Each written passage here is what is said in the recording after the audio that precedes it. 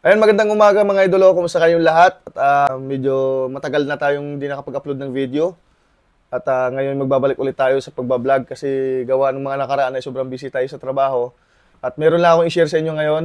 Nangyari sa akin kahapon, nag-email sa akin ng umaga. May kaso daw ako. Ang kaso ko is estapa. Ayun. Nagtaka lang ako kasi wala naman akong ginawang mali o masamang ginawa na labag sa batas. Lalo-lalo na yung estapa, visit na yon. Pero medyo kinabahan ako kasi akala ko totoo talaga. Pero nung binasa ko talaga ng buo at inintindi ko, medyo nag-alangan na ako na nagdududa na talaga ako. Kasi parang may mali talaga. At ito, basahin nyo na lang dito sa screen ko, dito sa, mababasa nyo dito sa screen. At kayo na bahalang umintindi o ano masasabi nyo sa scammer na to. Grabe mga scammer ngayon, grabe, sobrang nag-level up na sila talaga para makapang-scam lang. Parang gusto mangyari nito, magkaroon ng settlement. Yan, tapos siguro mag-aalok ng bayad. Kung ikaw, kung talagang masyado kang matakotin, tapos hindi ka mahilig mag-research sa batas. Ayan. Talagang matatakot ka na magugulat ka kung bakit nagkaroon ka ng kasong ganun.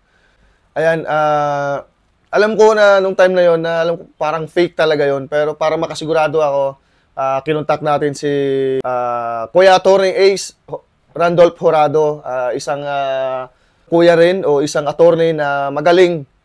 Willing siyang tumulong sa lahat ng mga nangangailangan ng kasagutan o mga tanong ninyo kung kayo ay naguluhan. Pwede kayong mag-message sa kanya. Ito yung Facebook page ni Kuya Attorney Ace Randolph Horado.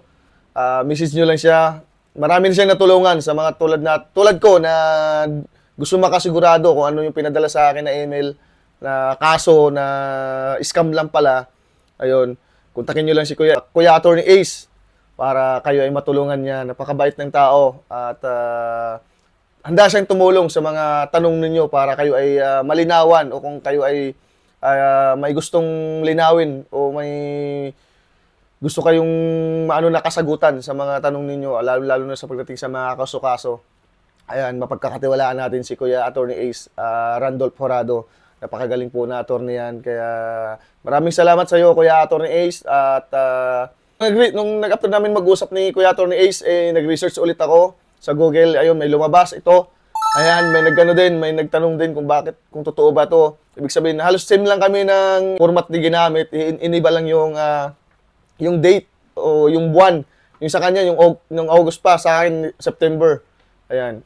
Maging aware kayo, itong nag-email na to, sino itong babaeng to, umayos ka. Kasi pag nahuli ka, iwan ko na lang kung saan ka pupunta. Kung totoong babae ka o kung lalaki ka, ginamit mo lang yung babaeng pangalan. Nakakapagtaka lang talagang ginawa mo. Sana sa mga makapanood nito, i-share nyo yung video nito para maging aware lang kasi baka mamaya magamit talaga at makapang-scam tong taong to. At baka may matakot siya at magbayad sa kanya para lang maariglo yung sinasabi niyang kaso.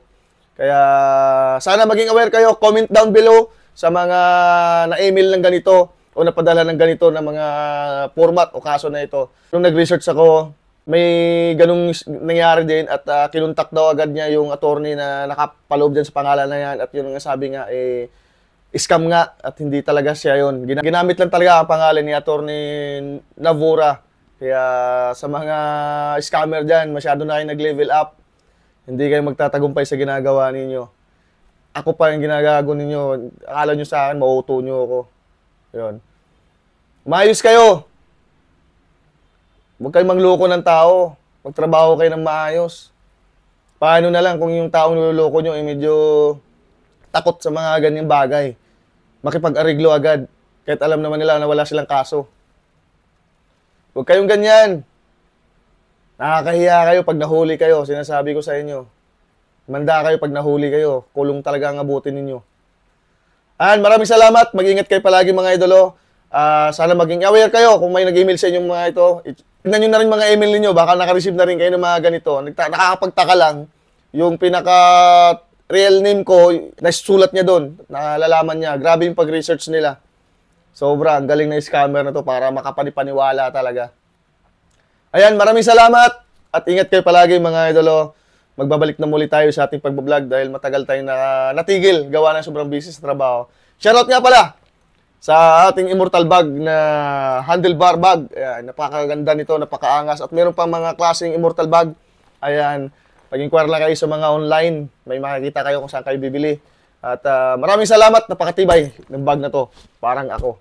Yan. Thank you.